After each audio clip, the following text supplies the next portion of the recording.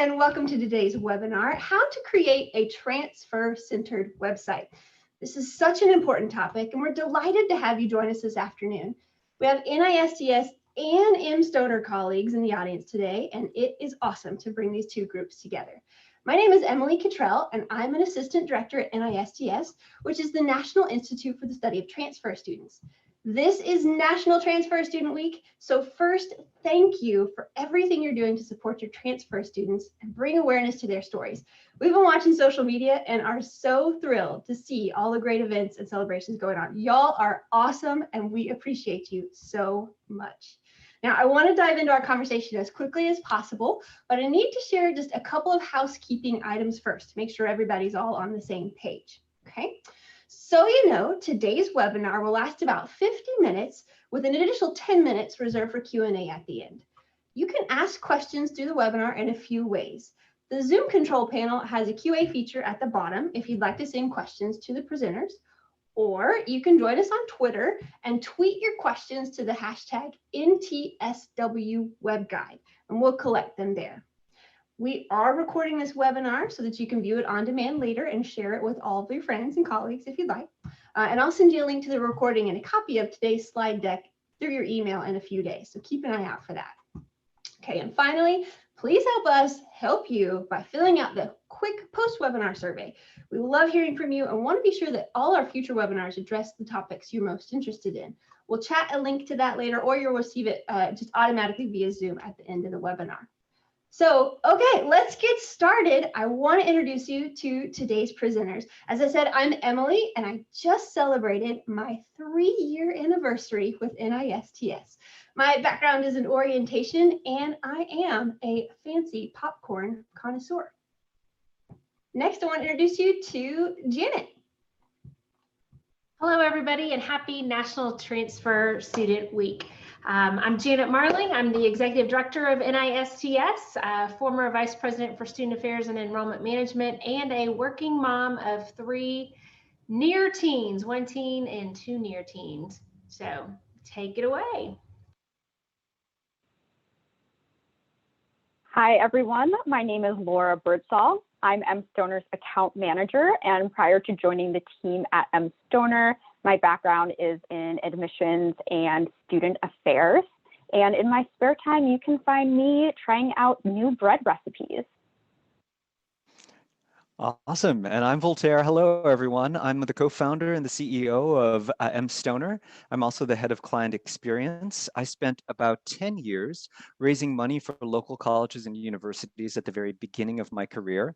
And a little known fact is I have a fascination with fountain pens. I love the feel of pen on paper, even though my entire career has been built on digital communications. I love the irony. It's real, Voltaire. I love it. So everybody, the goal for today's session is to outline best practices for creating and maintaining a transfer-friendly site that addresses students' top concerns and paves the way for a smooth transition. We spent several months reading website research, talking to transfer professionals, and exploring school websites so we can identify what the ideal transfer website should look like. We put everything we learned into our new transfer website strategy guide, and we're excited to share some of that information with you today. And I think Tanya's going to tweet out the link to that. If you didn't get it via email earlier, you're certainly welcome to go to our website and download the guide today. It is almost 90 pages of website fun, so you're going to get to see that. So as we get into today's topics, we'll start with an opening question. We'll cover the top 5 transfer website mistakes we saw throughout our research. And then we'll outline some quick actions you can take right now to improve your transfer site. And then, of course, we'll end with that Q&A time. So as a reminder, please feel free to submit your questions in the QA box or via Twitter using the hashtag NTSWWebGuide. Okay, so we're going to use the polling feature. Hopefully you guys have used that before. And our opening question is, on a scale of 1 to 5, how would you rate the effectiveness of your web content for transfer students? And we'll give you just a second to get all your responses in.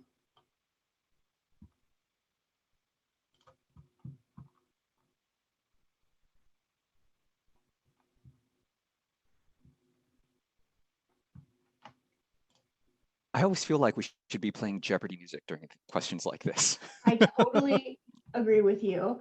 And I was just thinking to myself, where in the world do I see the responses? But we have to close it or something, right? So I want to see what everybody put. What did we get? Yeah, and Emily, like these are anonymous, right? Like their bosses aren't going to see what they're putting about their websites or anything crazy like that, right? Good point. Totally secret. We're not going to tell anybody. We won't tell, we promise. Yeah. Cone of silence. Cone of silence. This is a safe place, everyone.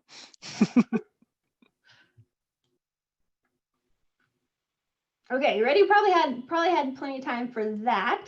So what do we get? Ooh, all right. Some of you chose 1. Don't worry, we're here to help that.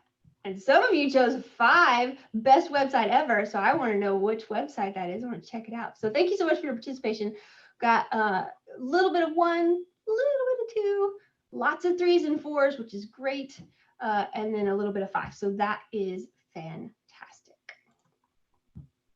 Okay, so without further ado, we're going to dive right in and show you some of those mistakes that we saw throughout our research. All right, so mistake number 1, thinking the transfer process is the admissions process.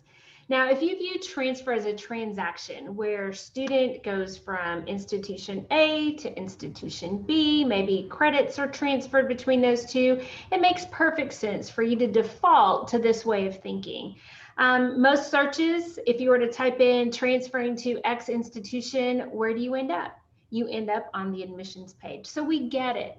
We also get the fact that with admission, there is a very structured step-by-step process in which to follow.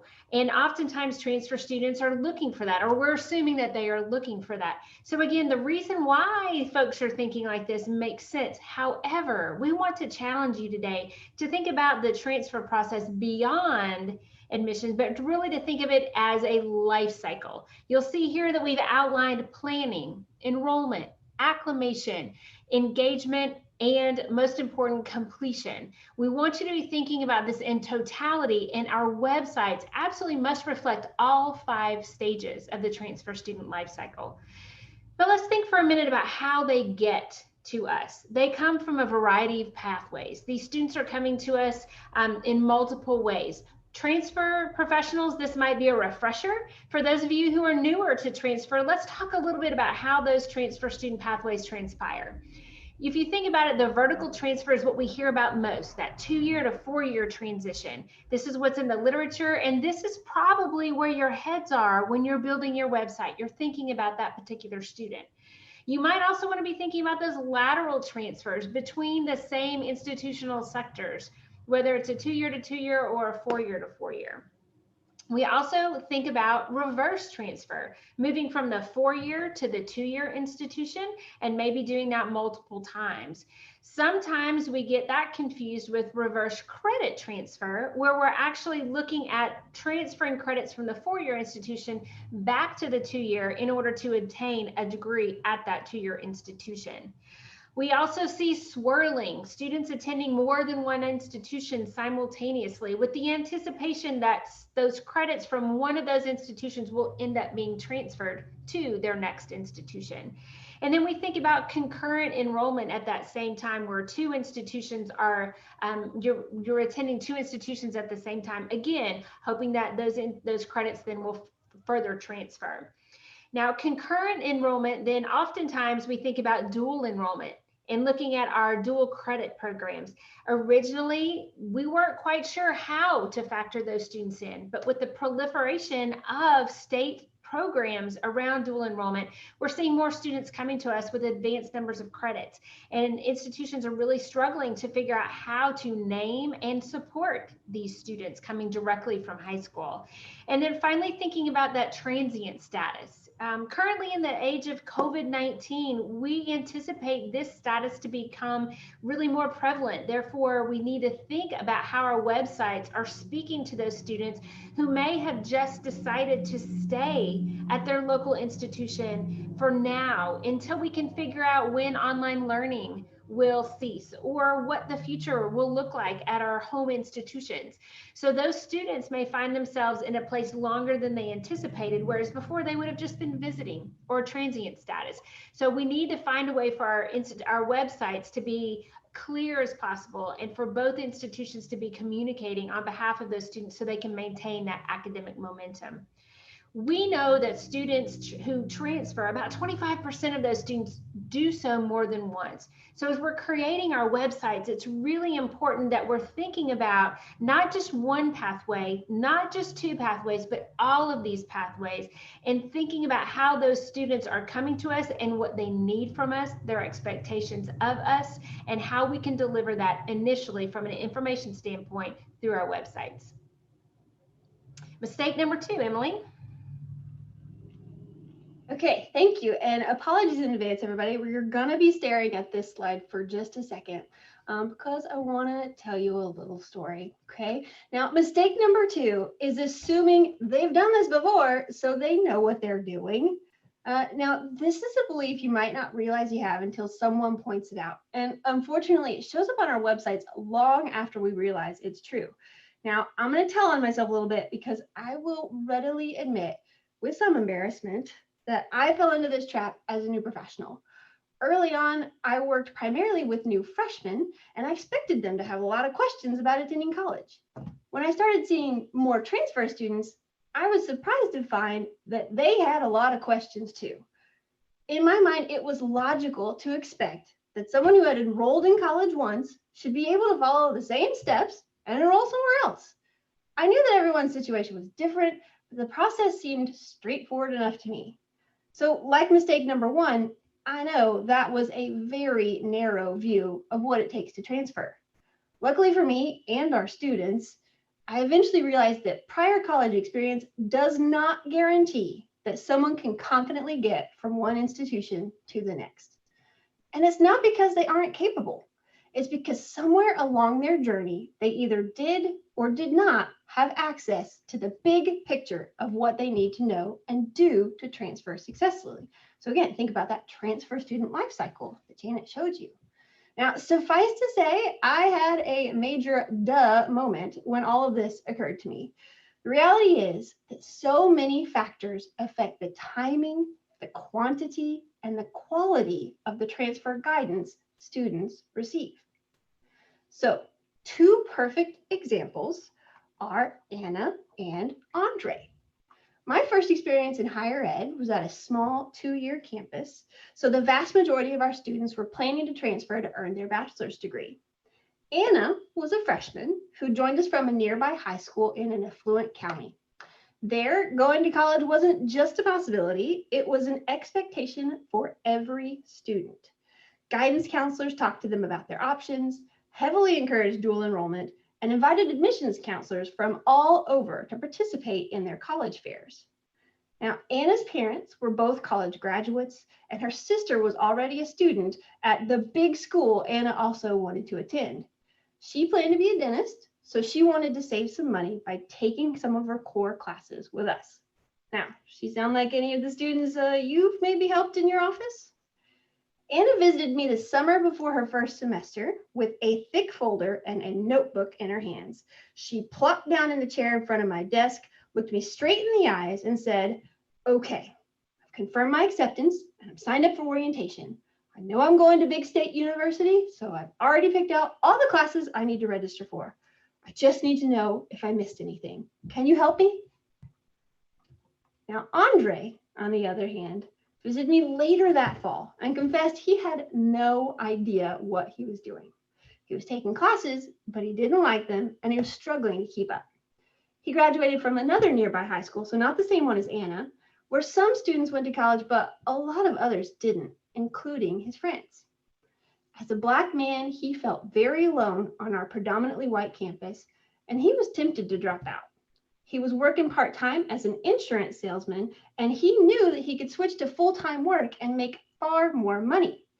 He lived at home with his family, a single mom and a little sister, and he desperately wanted to help out financially.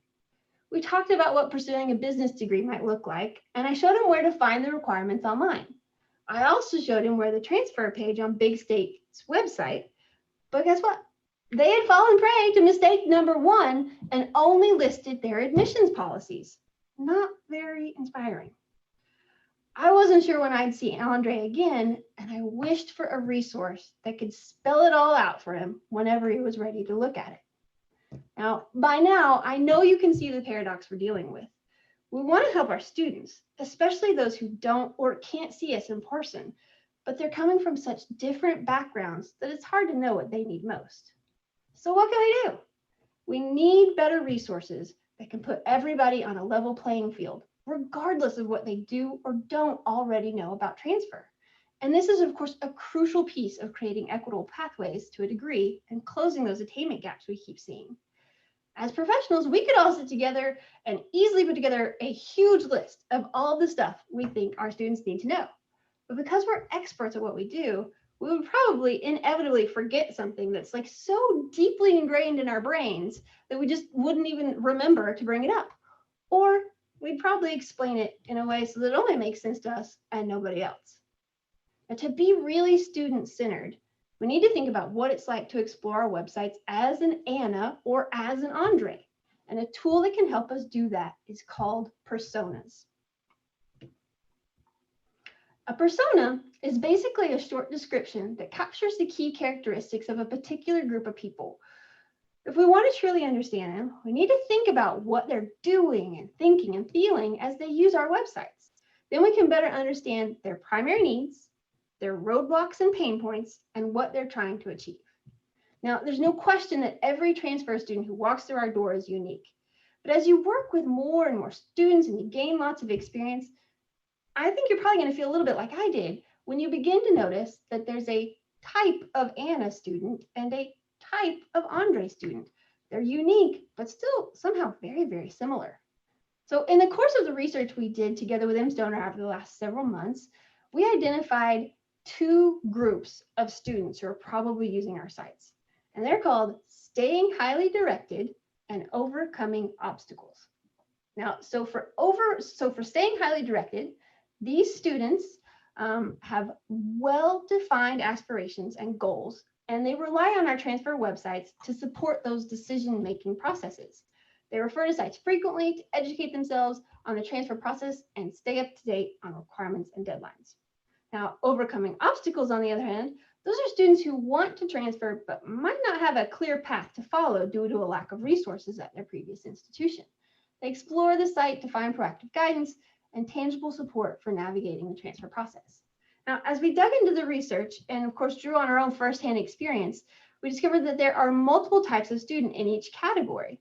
Now, you can read all of the details in the strategy guide, so I'm not going to read that stuff verbatim for you today, but in staying highly directed, you'll find goal-oriented and determined, focused but frustrated, the juggler, and deflated and detached. Now, as you might have guessed, the names provide a clue as to what students are experiencing. So Anna, for example, fits the criteria for goal-oriented and determined. She's someone who doesn't want to fall behind or get off track, so she needs an accurate list of everything that's required of her and the order in which she should do it. Now, in the overcoming obstacles category, if you want to give me a click there, there's four personas there too. Decidedly undecided, major mismatch, transition troubles, and unsure and questioning. Now here, Andre fits the criteria for unsure questioning. He was someone who needed to decide whether taking a break or making adjustments to his current schedule was the best option.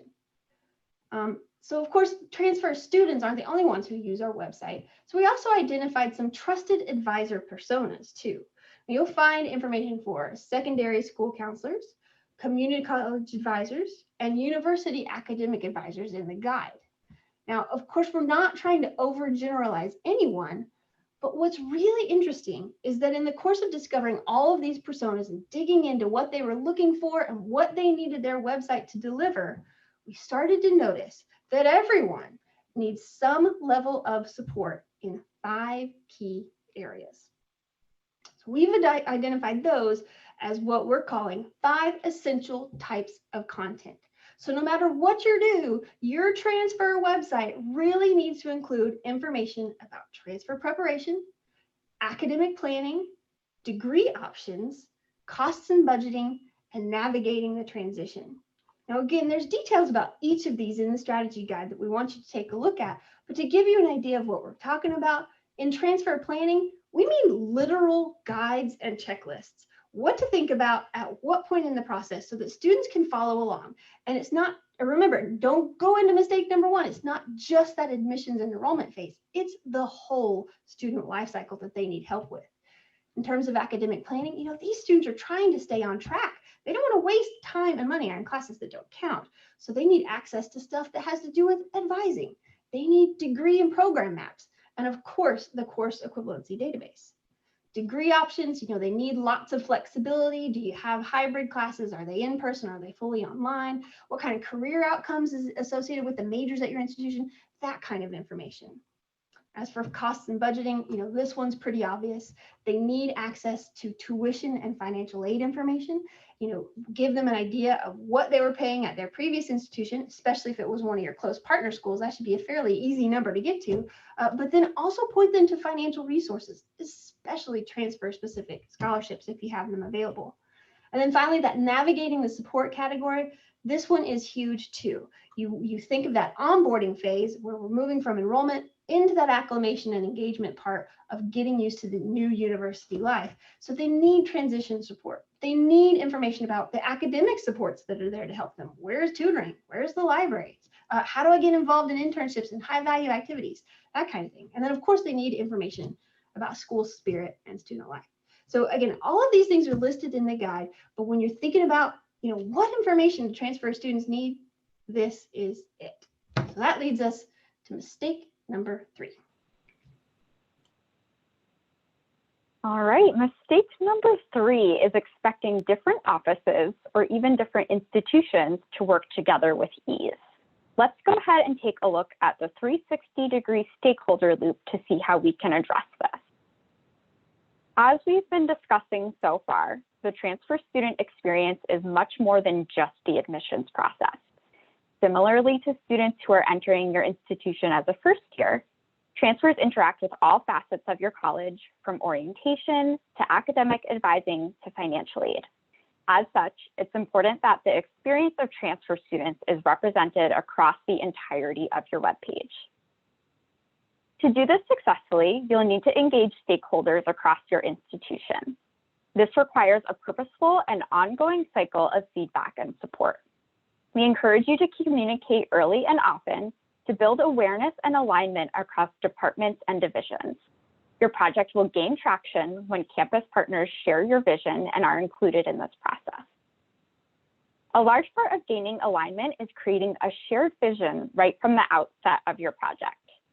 Keeping transfer site visitors at the center of your work is especially crucial here. When making changes to your website, ask the question, does this serve transfer students? This framework, though simple on the surface, will help you lead the way in making transfer-friendly decisions. A well-researched and data-supported proposal will help you gain the buy-in you need to move the needle on your transfer-friendly web presence. And there are 4 main ways to gather data to support this effort.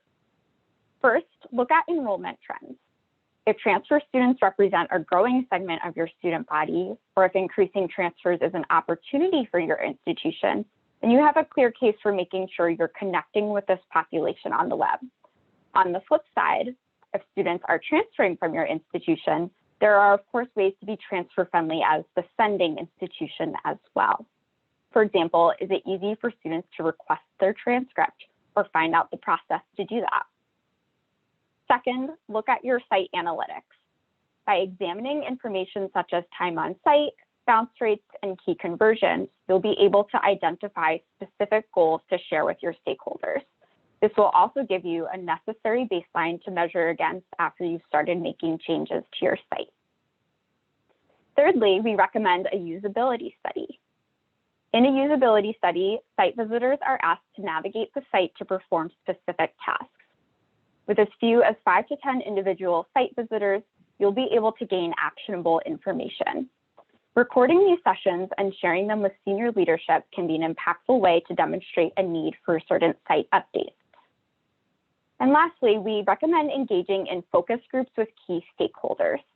Speak with transfer counselors from your institution and from feeder schools. If you have any articulation agreements, for example, talk to advisors from that school to find out what's going smoothly and where the sticking points are when advising students. Speak with your faculty, academic advisors, and most importantly, recently enrolled transfer students. Through these conversations, you'll uncover pain points and opportunities for the transfer student experience. By doing so, you'll bolster your quantitative data with stories, creating a rich reasoning for your desired site changes. So to sum up the stakeholder loop, we all know that student success isn't just one person's job. It's a joint effort that spans the entire university and beyond. By engaging a multitude of people on your campus, you'll create the buy-in you need for your website project, and most importantly, you'll provide meaningful support to transfer students.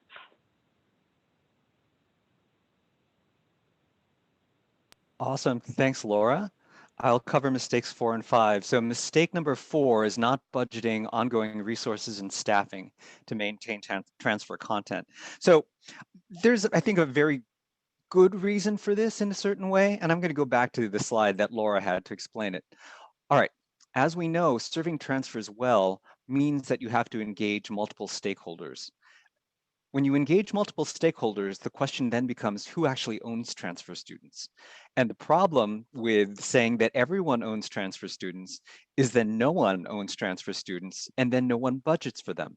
I think the other reason this happens a lot is that institutions, I hope this doesn't sound too offensive, but institutions don't place enough value on the transfer student experience or on the transfer student.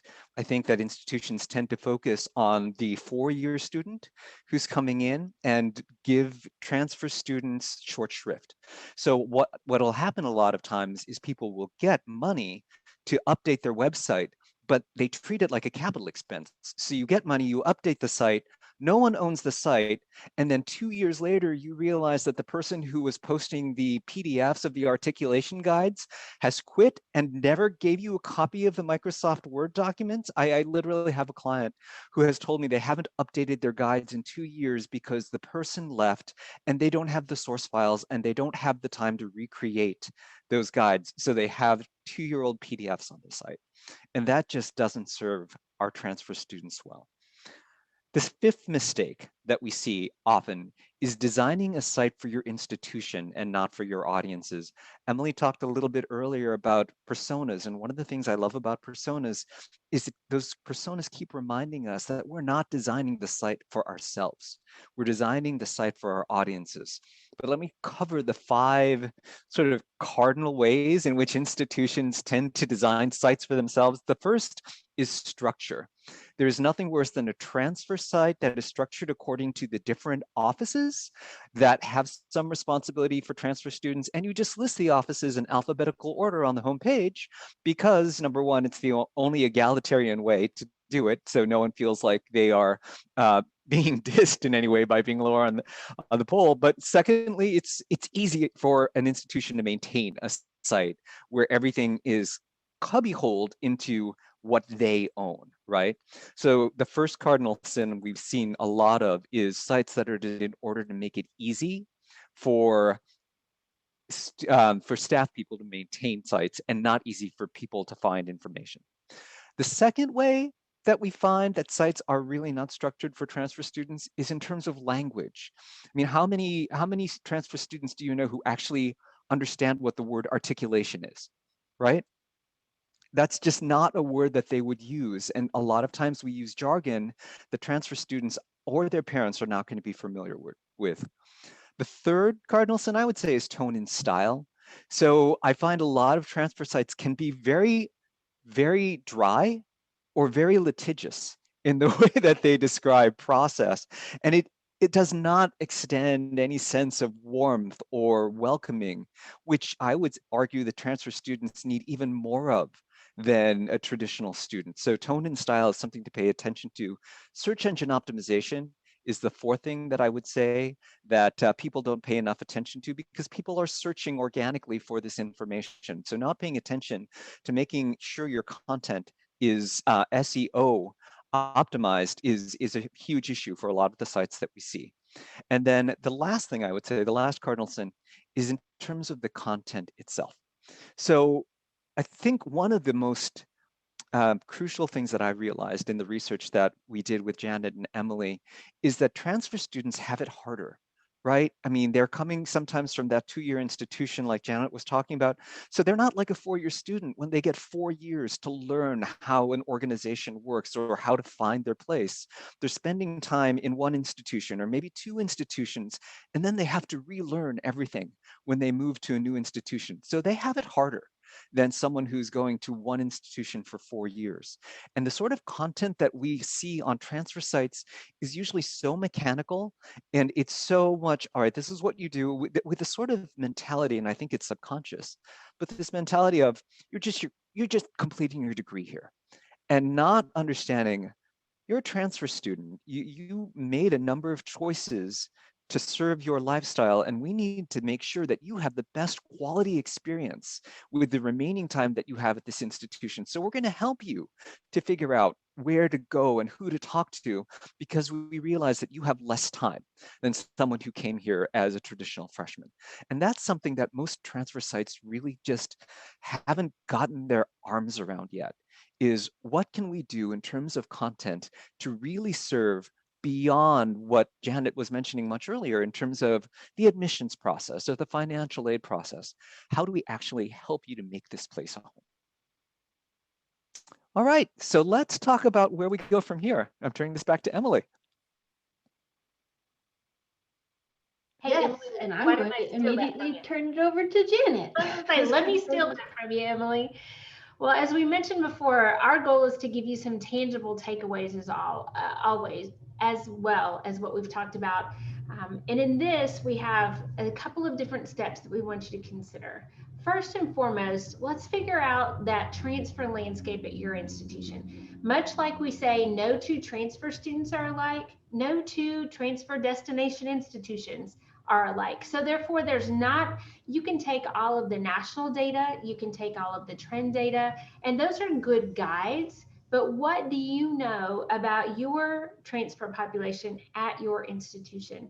How can you enlist the help of your IR departments, your institutional effectiveness departments, to really understand your population, again, where they're coming to you from, how they do once they get to you, where do they go after you? Remember, some of those students will come and stay, some of those students will leave. So what does that look like? How many of your students who started as freshmen become transfer students and go elsewhere, and what does that look like? So what is that landscape from a data perspective tell you? And the most important thing when you're collecting data is don't just look at head counts, don't just look at numbers, listen to the stories.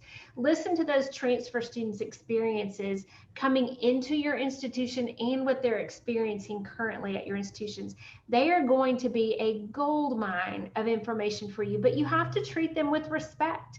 They're not just a source of information, they are very valuable to you, and they understand when you're just looking for information from them without truly being committed to enhancing the transfer student experience for those coming after them. So you have to ask yourselves, what are we currently doing for transfer students? Do we have a robust program to not only get them here, recruit them, but also then help them through that acclimation and those engagement phases?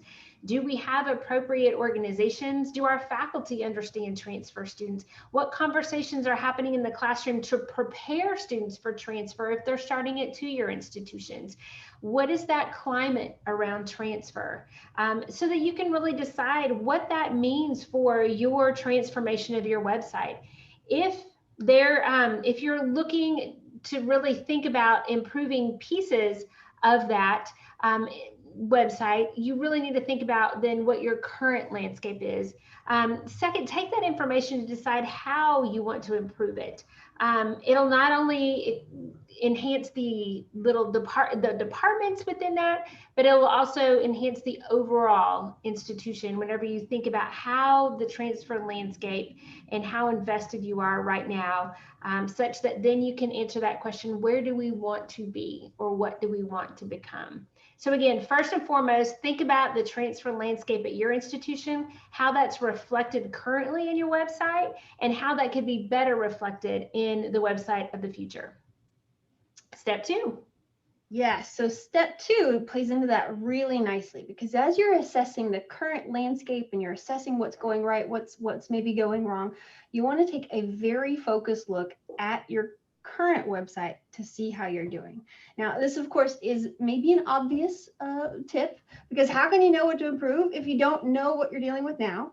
But the hard part is knowing what to look for and how to rate it. So the good news is we've created a transfer website snapshot tool to help you capture an accurate picture of your transfer website as it is right now.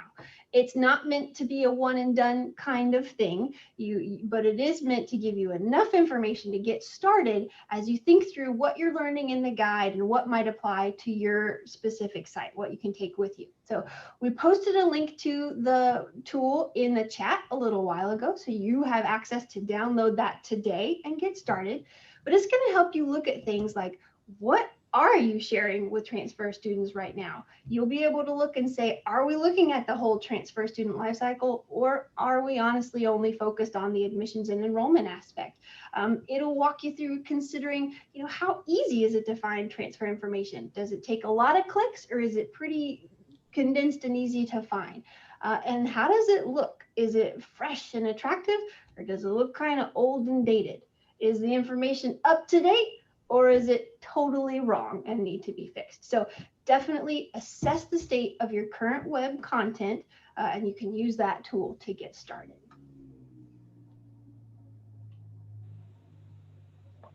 All right, our third step is to identify 1 to 3 quick wins for your website. At this point, you have both quantitative and qualitative data to power the process of updating your site. Now it's time to figure out exactly what some of those changes will be. Clearly defined goals here will help you get the support you need to move forward with making your website a bit more transfer friendly. The good news is, however, you don't need to do a full website redesign to get started. Build momentum by identifying a few short-term goals. For example, can you save your prospective student a phone call by having a process more clearly defined on your site? Or are your transfer planning guides fully up to date? Start with these quick wins to make an immediate positive impact on prospective transfer students. Note how these changes affect your site visitors' experience by keeping a pulse on your analytics. And of course, be sure to share this information with your stakeholder loop. So if we're looking at the next step, I really want you to think about this, whether you're at a community college, whether you're at a four-year, but it's building that awareness and that alignment within your institution. So as you consider the changes that you would like to see to your website, it will be really important to know where transfer fits within the priorities of your leadership. And let's make a distinction between your campus's mission, your institution's mission, and your leadership's priorities, because sometimes those can be a little different, let's be honest. So where is the institution's leadership spending their time? Where are conversations happening? What focal areas are there? Where are the financial resources going to, etc.? That will help you to determine how much you need to push a website redesign, how much you can expect resources to be allocated for your website improvements.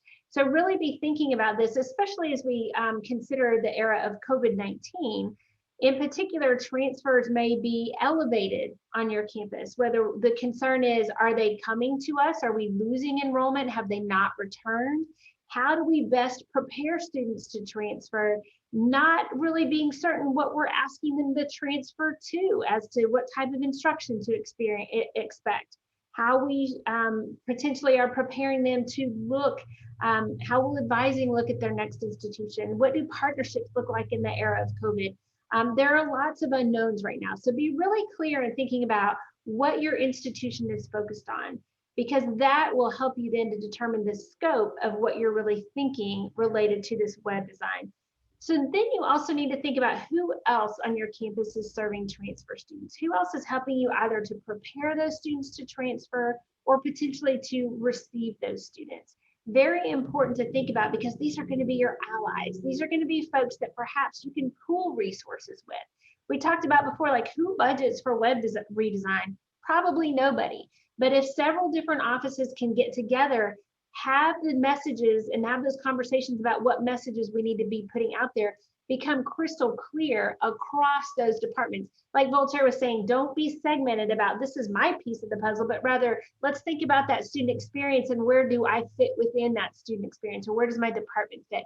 And really think about that so that maybe you can just propose various pieces of the web redesign or some inclusion on your website that might enhance it in some way if transfer isn't the main priority right now. For some of you, there may be a laser focus on transfer, and this is the time to seize the opportunity to say, well, if we're trying to either help our students transfer more effectively or bring in more transfer students, we're going to need some resources to do this.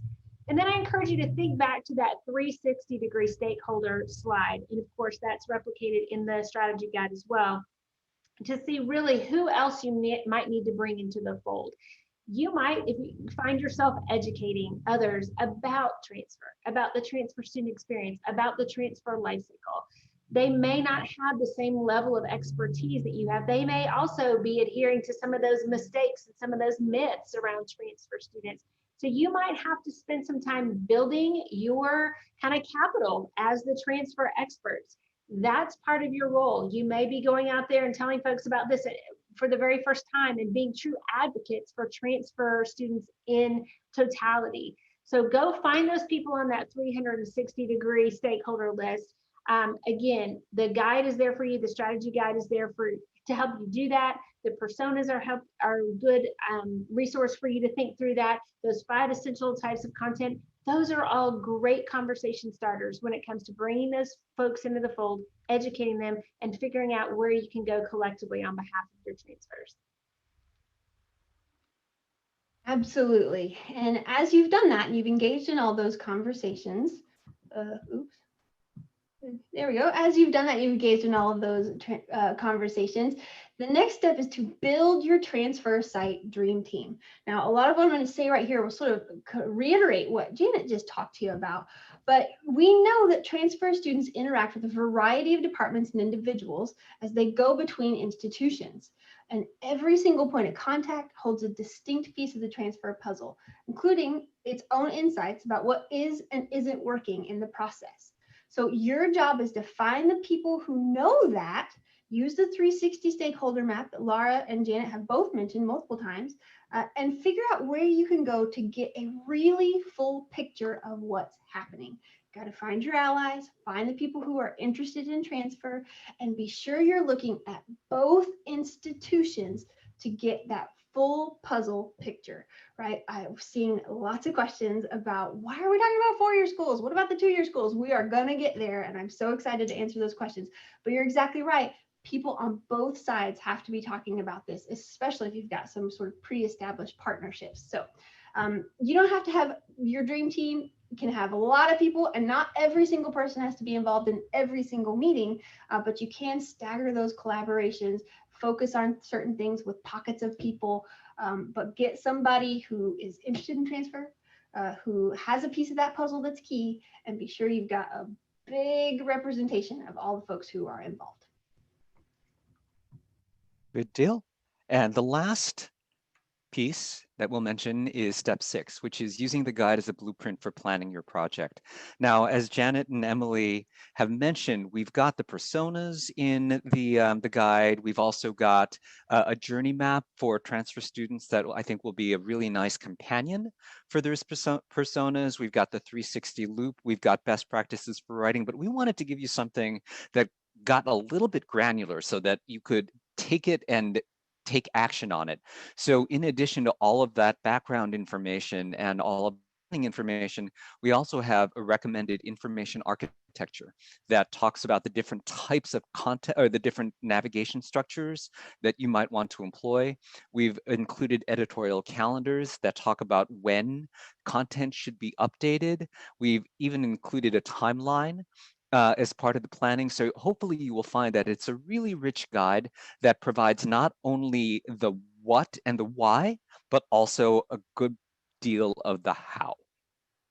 So one other thing that I'll mention here as we move into closing questions and answers is that we realize that you just got the chance to download that guide, and we want you to have the chance to digest it, make notes, write down your questions. We're going to be hosting a follow-up webinar next month, and that webinar is going to be focused on how you take action on the guide.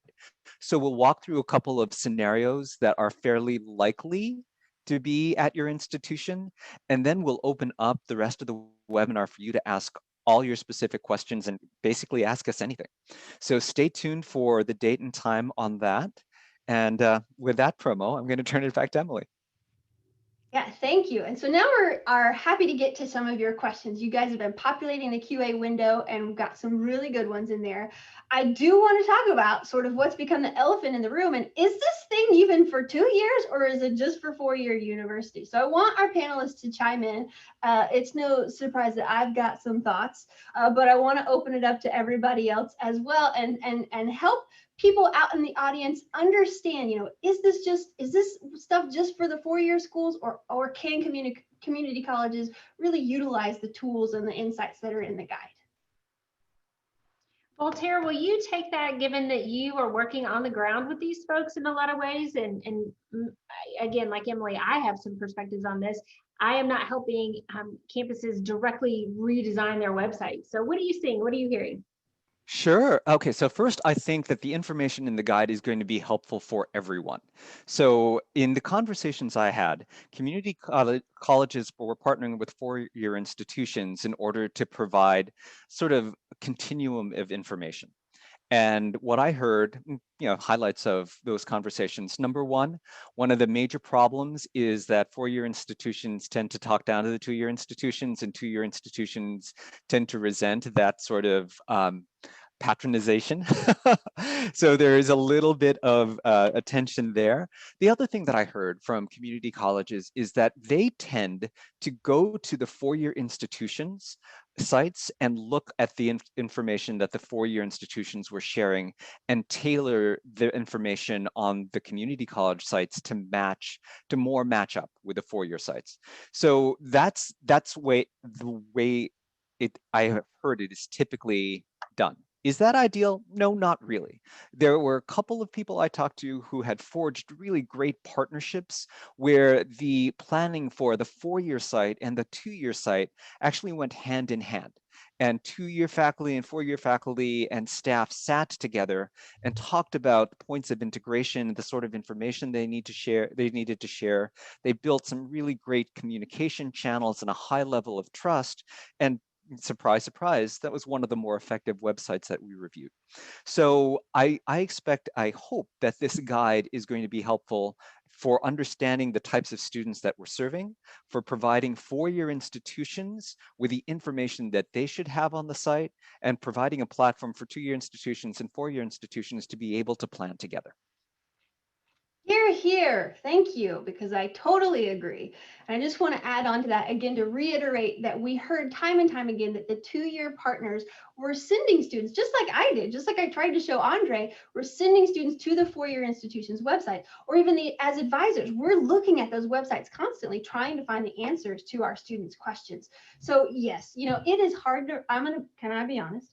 It is hard to write a guide that speaks to both, and to get into the level of detail that you want to get into. So we did make a conscious effort to say, you know what? We're going to put a lot of the responsibility on 4-year institutions to cover the information that transfer students need. But absolutely, as you dig in and really look at the different sections of the guide, we totally recognize you just got your hands on it, so you probably haven't even noticed yet. But there are things in there called wireframes, which show and plot out exactly what your web page could look like, how students are going to get to different pieces of the website, what that navigation looks like. And then there's a piece called the information architecture, which shows how different topics might link together and what subtopics maybe ought to be included on those web pages. And I absolutely think, and y'all can correct me later, let me know, email me, you've got my address, but I absolutely think that people who work at community colleges can look at the guide and use that information to creatively say, you know what? This is something I can totally address on my website, and here's how I can piece it into the other kinds of information I'm already providing. Is that Anybody want to add any other little Yeah, last thing? if you don't mind, I just really want to challenge our community college friends too to be, you don't need to be reminded of this, but I often like to remind our just broader audience is that community colleges are in this interesting situation where they're both sending institutions and receiving institutions. And when we talk about that swirl and we talk about the era of COVID and students potentially moving and just the whole mobility conversation, community colleges are really in a difficult position because how do you position your website such that it is useful to so many different types of students? One of the things that we talk about also is that we know that many community college students aren't necessarily thinking about transfer today. They may be looking for direct entry into the workforce. Our position is that they may become transfer students in the future. And therefore, it behooves us to plan on presenting this information to all students. Transfer is a viable option no matter where they are in their transfer journey or their educational journey. And that brings me back to swirlers. There was a good question about how does my website need to reflect swirlers, particularly at the community college. And I think what you do is it's all about that tone and that tenor that Voltaire talked about. You let them know that you are an important piece of their academic journey, whatever that looks like, and that you intend for their time to be there to be intentional, to be purposeful in helping them to meet their ultimate goal. And also, I don't think that that's a bad thing for our four-year institutions to talk about. Personally, I believe we need to be focused more on the student and their journey and not on what we get from the student and not our expectations about keeping them for their entire educational journey, but rather acknowledge this notion of mobility and that being reality. So if all of our websites can say, while you are here, this is what you can expect from us, and this is how we will serve you with care and concern and get you where you want to be. And that is consistent across 2-year and 4-year institutions. Absolutely. And we're winding down on time, but I definitely want to address just a couple of more questions. I want to go all the way up to the top of the list. And Voltaire and Laura, I think this one might be a really good one for y'all as website designers. But Christopher Reynolds asks, what is your recommendation for web pages that are boilerplate in terms of construct, text, images, and frames? It can list the transfer partner, but not very much else. So how do we use the information in the guide, even though we're going to be working in constraints of what our web team says our web pages have to look like? Yeah, that is a really interesting question. So in terms of boilerplate, I mean, the guide will outline the types of content that you need to have, right? So it should serve as a checklist of, did I cover this? Do I have this? Is it well explained? And it also has information in terms of how you present that content. So writing for the web, I think that most people are familiar with the fact that there are standards that we have that are probably a lot. Well, when you talk with education institutions and we talk about reading grade level, that always ignites a number of different discussions. But there are standards in the guide for how to make the content as friendly, as accessible, as digestible in little bites as possible. So my recommendation would be to first take a look at the information architecture to make sure that you've got the type of content that we need. Take a look at the editorial calendars to make sure that you are able to review and refresh that content on a regular basis. Use the writing for the web portion of the guide to make sure that the content is well structured and friendly. And I would say those are probably the first 3 steps I would take. I'm not sure that there's necessarily a lot of boilerplate content that I would recommend. And it might be my interpretation of the word boilerplate. I think that what I would love to see is everyone taking a very hard look at their content and making sure that it's not copied out of the catalog or the bulletin, or it's not just a grab from a printed document that happens to be PDF, but really structured for the web and written for people who are digesting digitally. I would also recommend having a mix of timely and evergreen content on your site. There's certainly information that is time sensitive and needs to be accurate and updated on a regular basis, such as your admissions timeline. But you also have the opportunity to present stories about transfer students and really highlight a student on campus who has been successful. Absolutely. I love those tips so much. And I'm so sad that we have just 5 minutes left. And I want to be really mindful of everybody's time, not just our panelists today, but you as professionals probably have a meeting to get to right after this, or you're already drowning in emails this afternoon.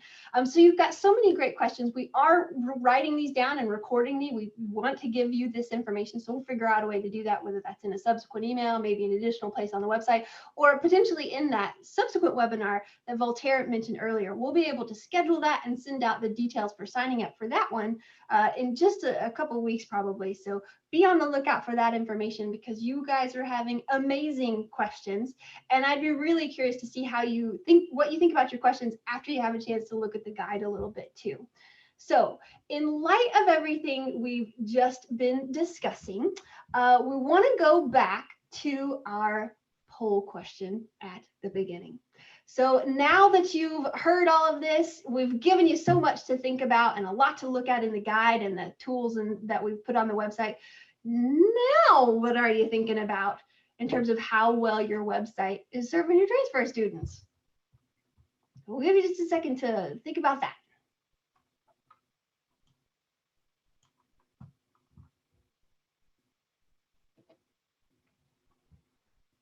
Okay, let's see what we've got. What do we think?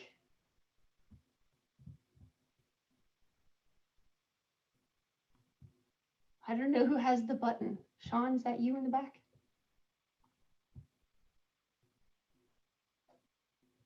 The mystery person. There it is. There it is. Okay, still doing okay. Oh, I should have taken a snapshot of the before and after, but you're still doing okay. Who noticed any big movements there in that? Or maybe a few less of the best websites ever. Yeah, we went down a little bit in best website. I appreciate your humbleness and your realism. Again, not to put anybody on the spot, not to call you out, not to try to make you feel badly about your website. It's just a great way for you to be thinking about things a little bit differently. Absolutely. Any other sort of closing thoughts from the panelists before we sort of wrap up the Q&A and the poll part? I would just say that one of the I really loved working on this project with my team and Emily and Janet. It helped us to understand transfer students in a much deeper and a much broader way, and to really empathize with the different journeys that they're on. And I just want to thank all of you who are transfer professionals for serving this audience, because I think they tend to get ignored and downplayed a lot. And if this guide helps some institutions to realize that they need to make this audience a priority, and do that with resources, do that with attention, do that with programming, then our work has paid off. I absolutely agree with that. And I've been dreaming that people are just going to march into their boss's office with a copy of the guide in their hand, and they say, "Steve, look at this." And so you've got some evidence now to support all those wonderful ideas that we know you have for your transfer websites. And I just want to reiterate, we all do National Transfer Student Week, but every day of the year. Thank you for everything you do to support your students. So as we wrap up, I want to send you on your way and have a great day, but don't forget to download a copy of that guide and all of the tools. You've got the link there, and we can't wait to see what you do with it. Voltaire? All right. And thank you, everyone. Yeah, did you want to say anything about your transfer checkup? Oh, yes. If anyone is interested in helping, or if anyone needs any help in taking action on any of this or getting started, please reach out to me. I'd love to talk with you about it and be helpful in any way we can. Yeah, and ditto. Of course, you know, we're here at NISTS. Janet? Yep. The last thing I just want to say is don't be intimidated by the 90-page document that you're going to walk into your boss's office with. Okay. Just know that it can be chunked out over time. Take a look at it. It is a best practice. It doesn't mean it has to be implemented in totality. Take what you can from it, plot out a plan to use it, but do something with it. Don't just say someday when we have the resources, the time, the money, the personnel to make this happen. Today's that day. Today's the day that conversation starts. Make it manageable, but finish. Do something with this, and we're here to help you. So take a look at it, see what questions come up. You've posed some amazing questions we didn't get to today, and we will get to those. Like, I assure you that we will not leave you hanging. However, some of those are predicated on you seeing the guide. That's why we have that follow-up. So hang in there with us. You will have access to this webinar as well as the one coming up next month, and we're going to get you in good shape to continue this conversation. So thanks for being here today. Thank you, everybody, and thanks Thank to you, our everyone. awesome panelists. And thanks, Thank you. y'all. Enjoy the rest of your day. Thank you so much for joining us. Thank you. Bye-bye.